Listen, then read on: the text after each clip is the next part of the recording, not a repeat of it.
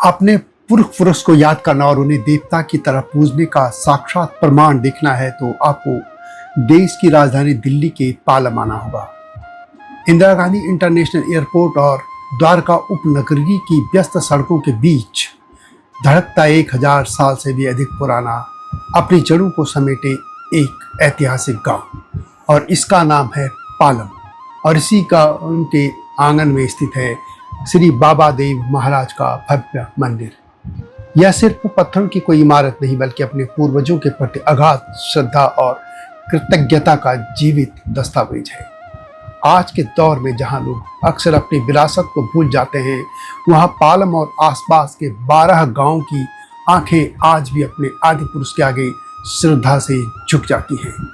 लेकिन सोचने वाली बात है कि सदियों पहले राजस्थान के टोंक से आई एक शिला इस पूरे क्षेत्र की कुल देवी या आस्था का केंद्र कैसे बन गई।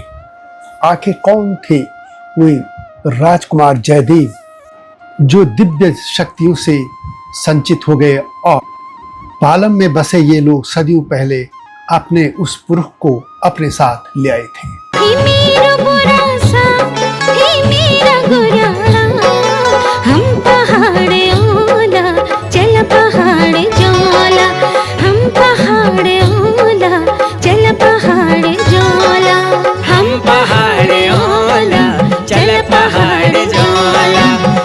जय हिमालय, जय भारत।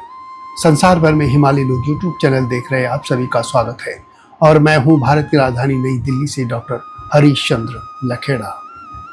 देश की राजधानी दिल्ली आधुनिक शहरों में से एक है। दिल्ली के सीने में एक ऐसा रहस्यमय और चमत्कारी स्थान भी है जिसका इतिहास 1200 साल पुराना है। एक ऐसा मंदिर जहां कोई भी आए उसकी झोली खाली नहीं रहती है। जी हाँ, मैं बात कर रहा हूँ नई दिल्ली के द्वारका सेक्टर 7 के पास स्थित पालम गांव के ऐतिहासिक श्री दादा देव महाराज मंदिर की। 8.5 एकड़ में फैला यह पावन धाम सिर्फ पत्थरों की इमारत नहीं, बल्कि उत्तर भारत के लाखों लोगों की अटूट आस्था का साक्षात केंद्र है। इसी धाम के इतिहास पर मैं बात करूंगा, लेकिन जब तक मैं आगे बढ़ूं आपसे अनुरोध है कि हिमालय लोग यूट्यूब चैनल को सब्सक्राइब अवश्य कर दीजिएगा जिन्होंने अब तक ऐसा नहीं किया है या जो चैनल पर नए हैं, और मेरे सत्यमेव जयते चैनल को भी देखिएगा, ये आपसे विनम्र अनुरोध है। और मेरे चैनल को आप ज्वाइन भी कर सकते हैं। इस कहानी की शुरुआत आज की दिल्ली से नहीं, बल्कि सैकड़ों किलोमीटर दूर वीरभूमि राजस्थान से होती है।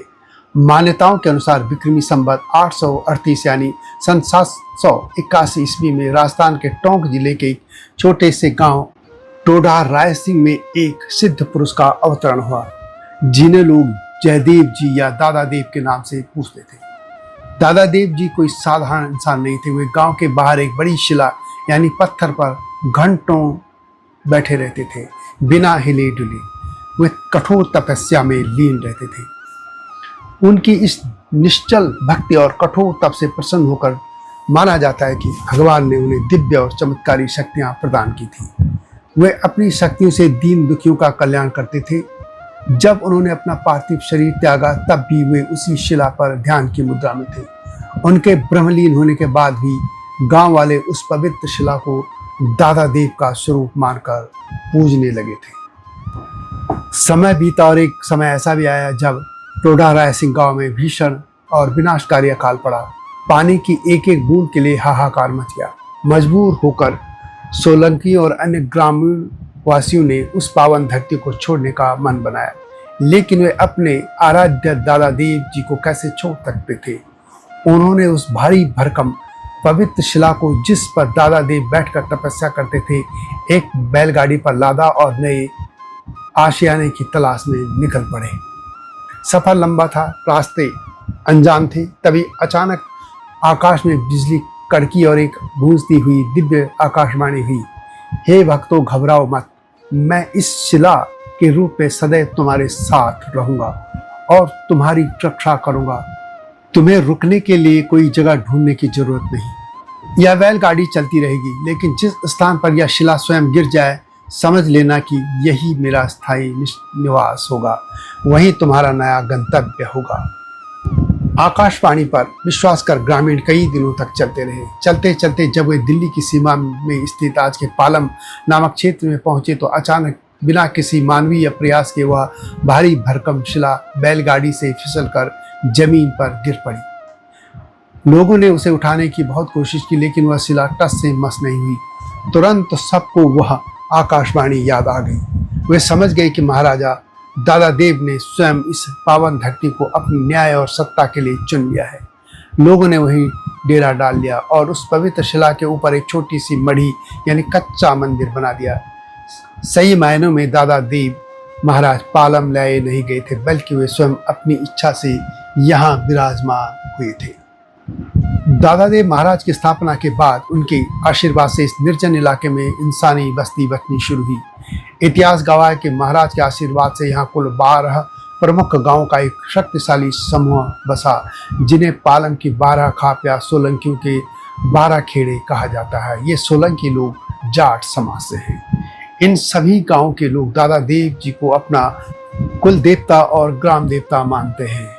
इन ऐतिहासिक गांव के नाम है पालम, जो इस खाप का मुखिया या चौधरी गांव बना, लोहार हेड़ी, बागडोला, नासिरपुर, डावडी, बिंदापुर, मंगलापुरी, सागरपुर, मटियाला, पोचनपुर, धूलसिरस और भरथक। इसके अलावा शाहबाद, असालतपुर, बापरोला, पूटकला और नांगलोई जैसे कई गांव बाबा देव के दरबार में अपना माथा टेकते हैं। गांव बढ़ते गए, आबादी बढ़ती गई तो गांव भी बढ़ते गए और इस तरह यह पूरा क्षेत्र बाबा देव के शरण में आता चला गया।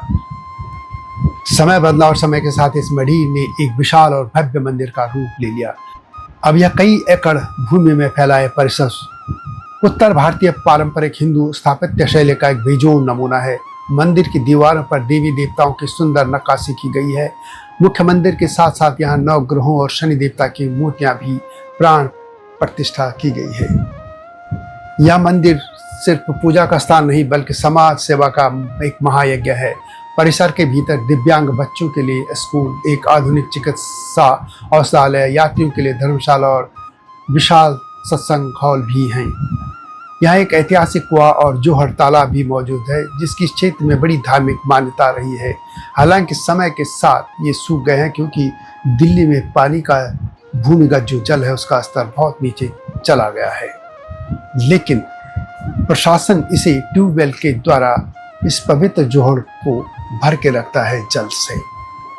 इस मंदिर की एक और बात है कि यहाँ भगवान को 56 भोग नहीं बल्कि गुड़ की ढैया का प्रसाद चढ़ाया जाता है। रविवार, अमावस्या और पूर्णिमा के दिन यहाँ दिल्ली ही नहीं बल्कि पूरे हरियाणा, पंजाब, राजस्थान और उत्तर भारत के लाखों श्रद्धालु आते हैं। मान्यता है कि जो भी व्यक्ति सच्चे मन से यहाँ आकर मन्नत मांगता है, दादा देव उनके बिगड़े काम बना देते हैं। दादा देव जी का अवतरण दशहरे के दिन हुआ था, इसलिए हर साल यहाँ विजयदशमी और बैसाखी पर एक विशाल और पारंपरिक मेला लगता है। यहाँ कुश्तियाँ और सांस्कृतिक कार्यक्रम भी होते हैं। ऐसा भी माना जाता है कि जो व्यक्ति लगातार 21 दिनों तक दादा देव के चरित्र का पाठ करता है, उसकी हर मनोकामना पूरी होती है। दादा देव को लेकर कहा जाता है कि उनका जन्म विक्रम संवत 654 यानी 597 ईस्वी में राजस्थान के टोडा राय सिंह के एक शाही परिवार में हुआ था। उन्होंने 100 वर्ष का लंबा जीवन जिया और फिर ब्रह्मलीन हो गए। उनके ब्रह्मलीन होने के काफी समय बाद उनके वंशज राजा करमचंद को अकाल या युद्ध के कारण पलायन करना पड़ा था। तब वे उस पवित्र शिला को अपने साथ लेकर आए थे। वह ऐतिहासिक दिन 5 जून 781 ईस्वी यानी विक्रम संवत 838 माना जाता है, जब वह शिला पालम में बैलगाड़ी से नीचे गिरी और मंदिर व पालम गांव की स्थापना हुई। यानी पालम गांव 1200 साल से भी पुराना है। यह दिल्ली के प्राचीन और पूजनीय मंदिरों में से एक है। दादा देव को दिल्ली का रक्षक भी माना जाता है। तो यह थी पालम के ग्राम देवता श्री दादा देव महाराज की चमत्कारी कथा। यदि आप दिल्ली में हैं और दिल्ली आने का प्लान बना रहे हैं तो दादा देव महाराज के दर्शन करना न भूलिए। आपको यह ऐतिहासिक और भक्तिमय जानकारी कैसी लगी, कमेंट बॉक्स में अवश्य लिखें और कमेंट में जय दादा देव महाराज लिखना न भूलना। वीडियो को शेयर भी कीजिए, लाइक भी कीजिए और अपने दोस्तों और परिवारों के साथ भी शेयर कीजिएगा। और भी ऐसे ही ऐतिहासिक और धार्मिक वीडियो के लिए तथा हिमालयी सभ्यता और पूरे भारत की विभिन्न ऐतिहासिक घटनाक्रम को जानने के लिए मेरे इस चैनल को यानी हिमालय लोग यूट्यूब चैनल को देखिएगा और चैनल को सब्सक्राइब करना न भूलना। जल्दी आऊँगा नई गाथा के साथ, तब तक जय दादा देव, जय हिमालय, जय भारत। हिमालय पे पेड़ हो तो गीत गाएंगी नदियाँ, गीत गाएंगी नदियाँ। पेड़ों पे चिड़िया है तो गीत गाएंगी नदियाँ, पेड़ों पे चिड़िया है तो गीत गाएंगी नदियाँ। माँ की लोरी जैसे होते हैं नदियों के गीत।